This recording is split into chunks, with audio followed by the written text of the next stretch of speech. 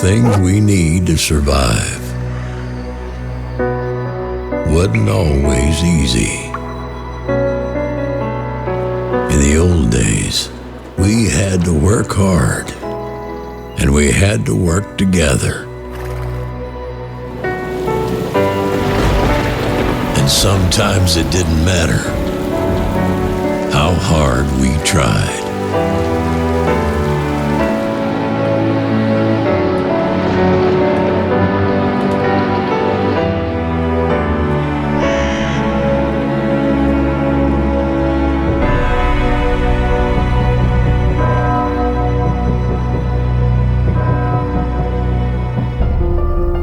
But when farms became villages,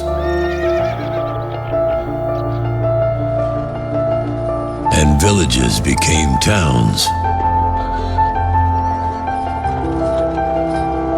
and towns became cities,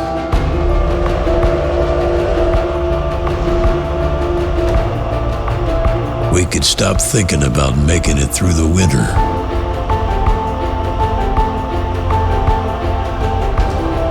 And start thinking about other things.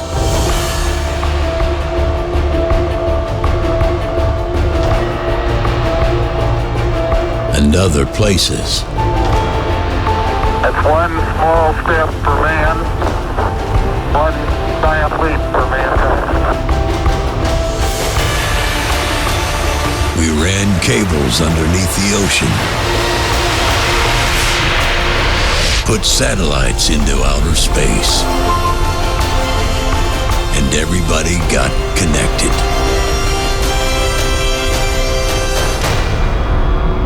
But as everything was advancing, we were becoming dependent on a new resource. You see, today, for the whole thing to work, it needs electricity. We need electricity to pump the gas that moves our tractors through the field and our trucks down the road. We need electricity to run our factories, to power our supermarkets, and to do the simple things that make a house feel like home.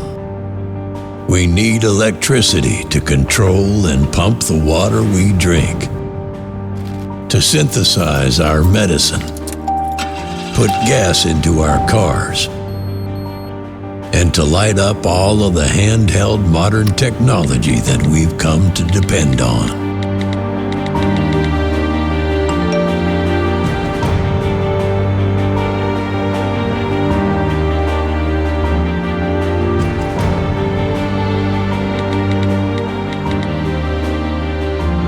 Which means that if something were to shut down the electric power grid,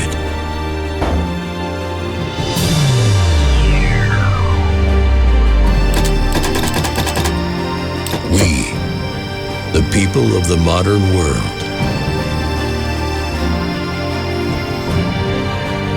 would find ourselves suddenly without the most basic things we need to survive.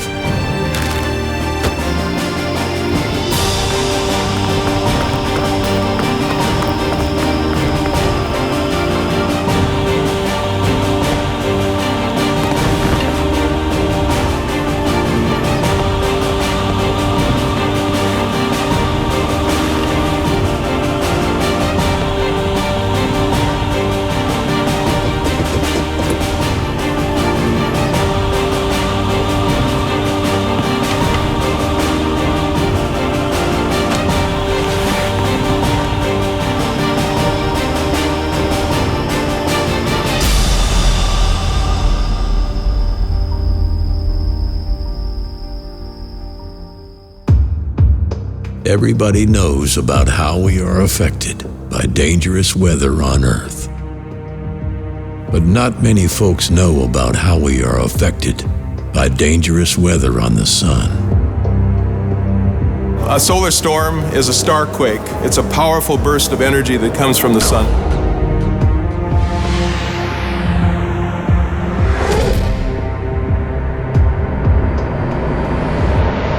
In the mid-19th century, we had the Carrington incident, which was a huge space weather impact on Earth. Literally the only electric technology that existed at that time was the telegraph system. There were sparks flying from the telegraph systems, fires broke out. The new thing is not the space weather. The new thing is that modern society is extremely dependent on electricity. Big storms like the 1859 storm are going to have continent-wide and planet-wide laydowns and impacts. The power grid could be knocked out for days, weeks, possibly months, even years. Well, you can't go to the transformer shop and buy new ones. You have to build them, and that takes several months, a year perhaps. The probability of a powerful storm occurring, let's say within the next decade, is quite high. We know it's going to happen, but we don't know exactly when.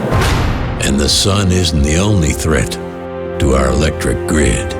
In the old days, a terrorist attack meant Butch Cassidy was holding up the Union Pacific again. But in the modern world, the size and scope of terrorist attacks have been increasing. Nuclear technology is proliferating, and unstable nations or terrorists who get access to it can create something called an electromagnetic pulse, or an EMP.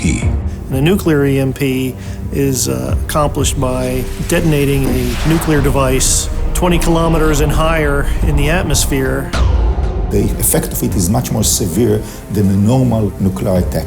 That same single device that might devastate a portion of a city can impact a continent-sized area.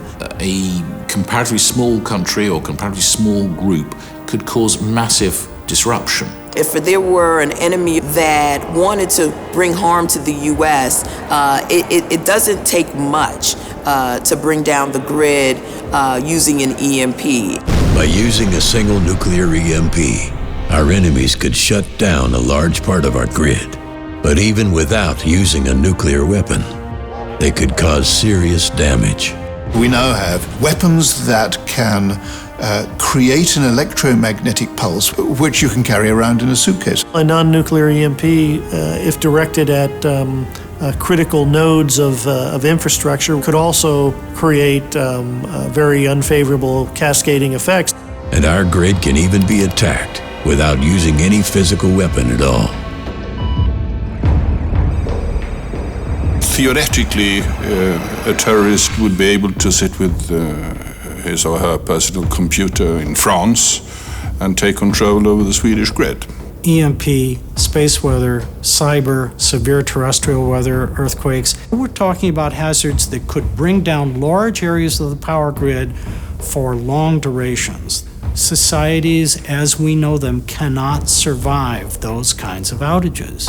Whatever the cause, if the power goes out and doesn't come back on, just about everything in the modern world would stop working. If we lose power for a few hours, it's kind of fun when people light candles. If you're without power for weeks or months or years, imagine years, it's almost inconceivable in the modern society. We open the faucet and we expect water coming out. It will not work. And then after a few days, the sewage will build up. You will not be able to stay at home. Entire distribution networks for food and medicine and everything that an advanced society takes for granted every day. Hospitals will go down. Transportation will go down. Every gas pump runs on electricity. The breakdown of civilized society as we know it would be very rapid. If we don't have electricity for several days or weeks, modern society more or less collapses. This threat of both EMP and geomagnetic storms has been studied by the Congressional EMP Commission. As Chairman Graham noted, this is one of the few threats that could cause the military defeat of the United States.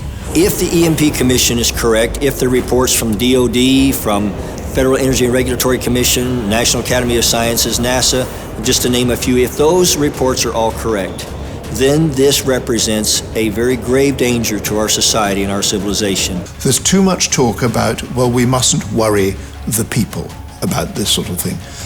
That's precisely what we need to do. We have to get beyond the idea that it's imaginary and recognize that it's real.